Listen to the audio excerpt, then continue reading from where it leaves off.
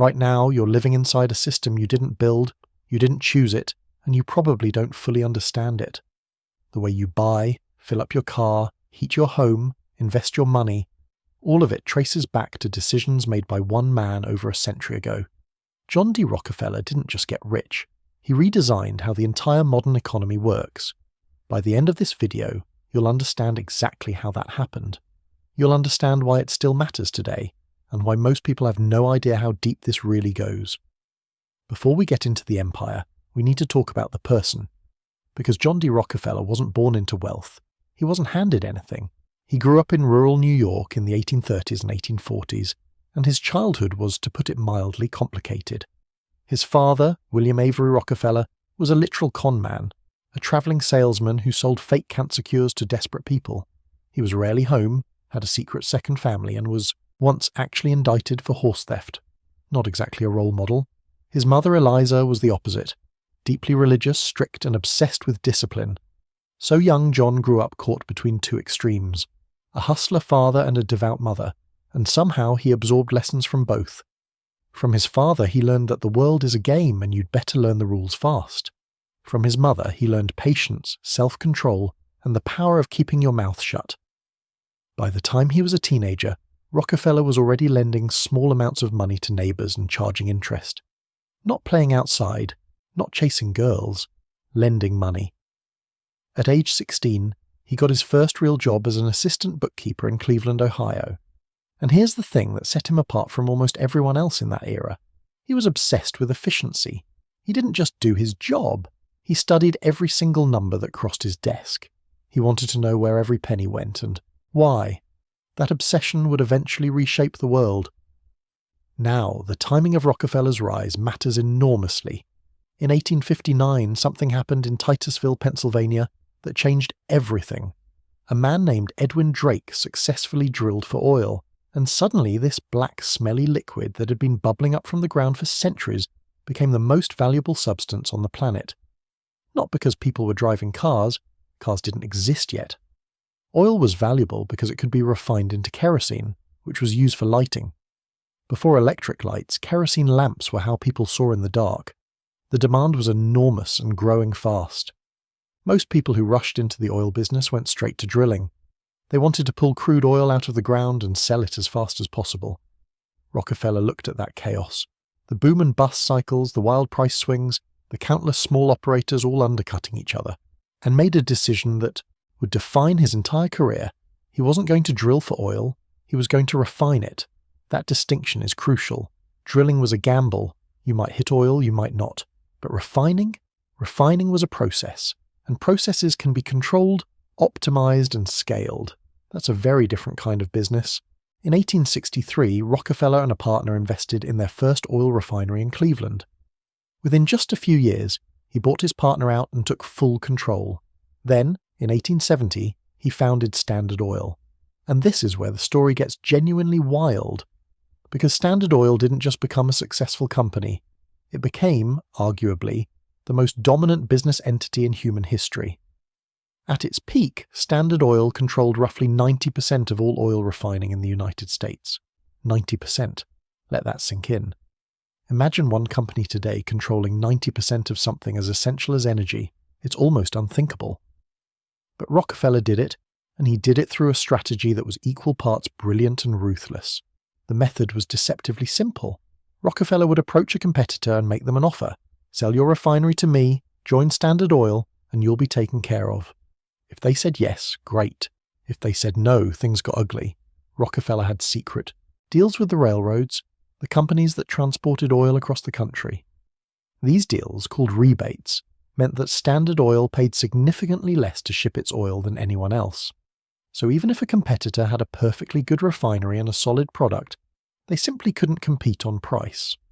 Rockefeller could sell his refined oil cheaper and still make a profit, while the other guy was bleeding money on shipping costs alone. It was like playing poker against someone who could see your cards. Most competitors eventually gave in and sold. The ones who didn't went bankrupt. But here's where Rockefeller's genius really shows. He didn't just crush competitors for the fun of it. Every refinery he absorbed was folded into a single unified system. He standardized everything. The equipment, the processes, the quality of the final product. He eliminated waste at every stage. He even found ways to profit from the byproducts of refining that other companies were, literally throwing away. Petroleum jelly?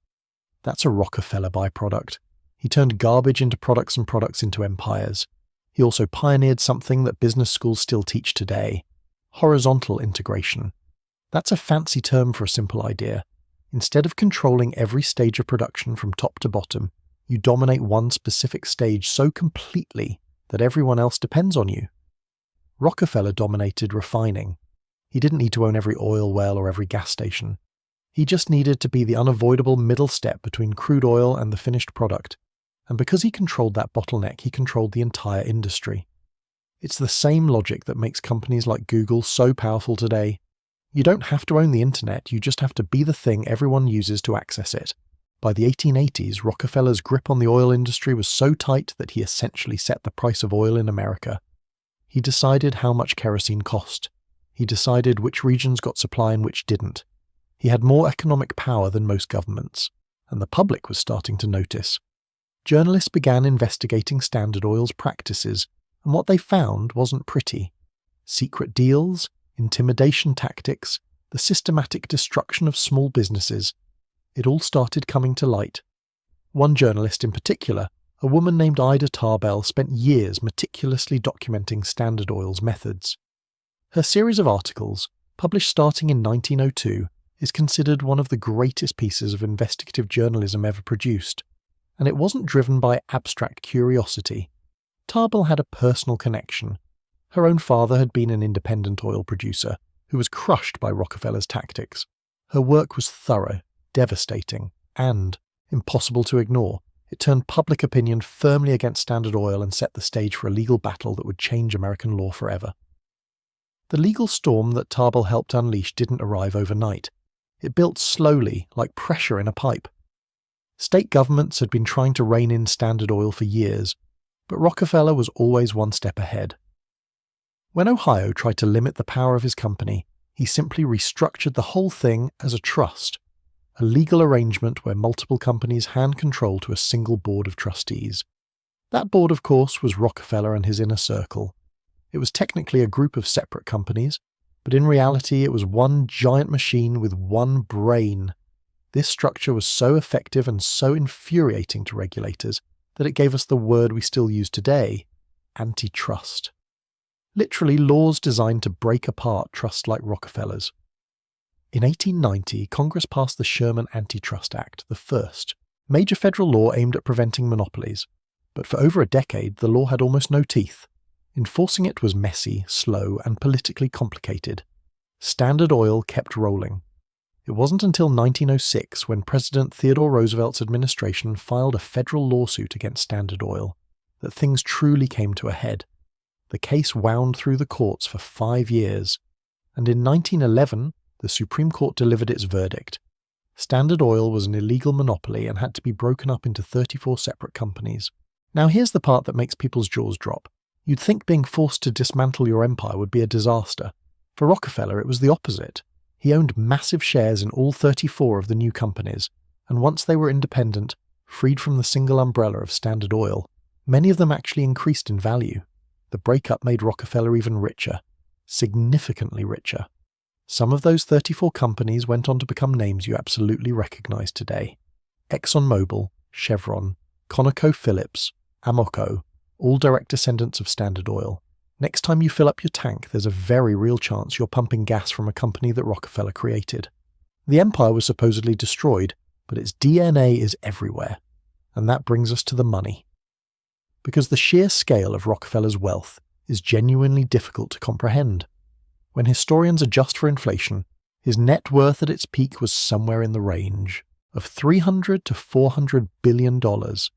That makes him, by many estimates, the richest American who has ever lived.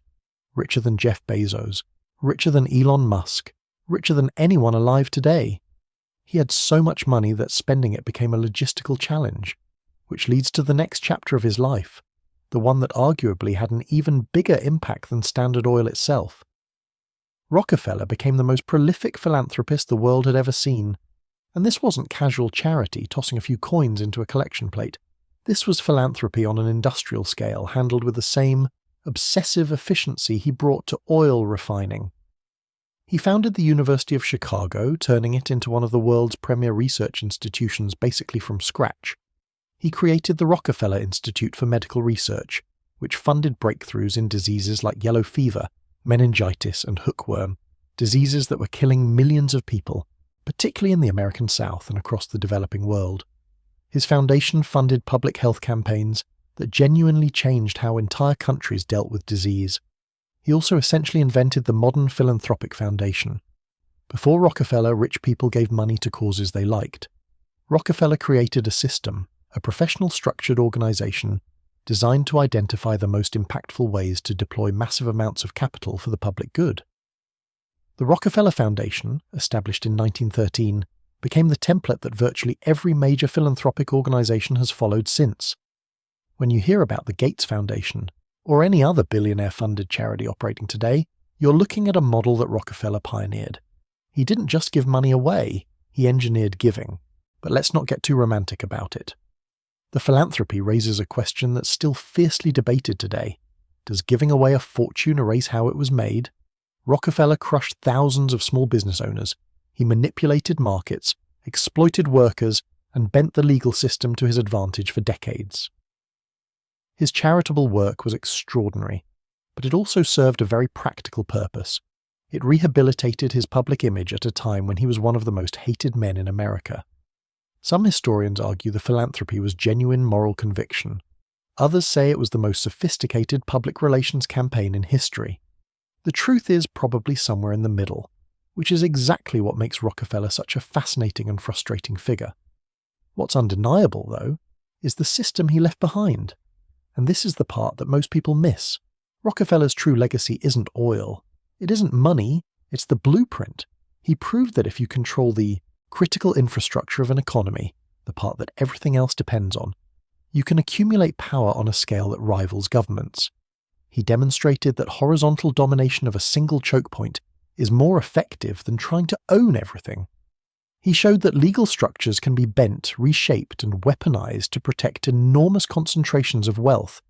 And he pioneered the idea that once you've accumulated that wealth, strategic philanthropy can make you nearly untouchable in the court of public opinion.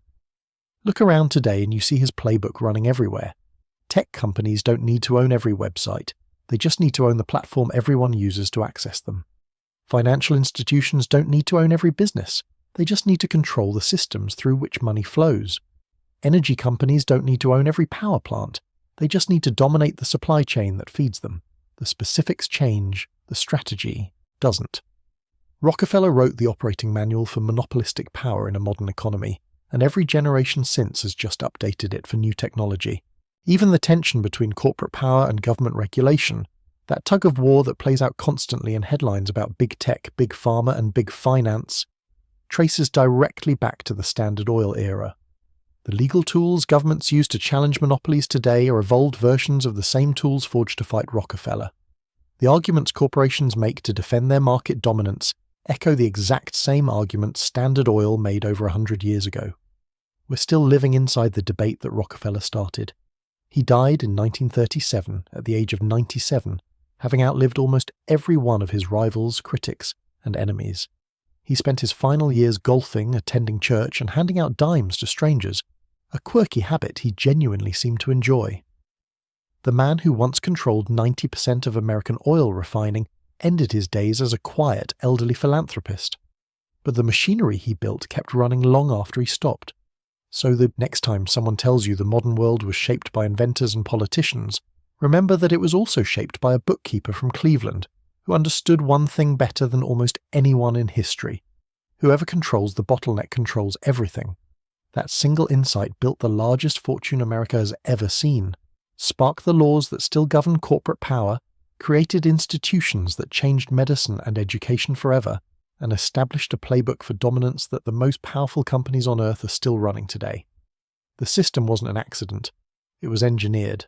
And the engineer's name was John D. Rockefeller.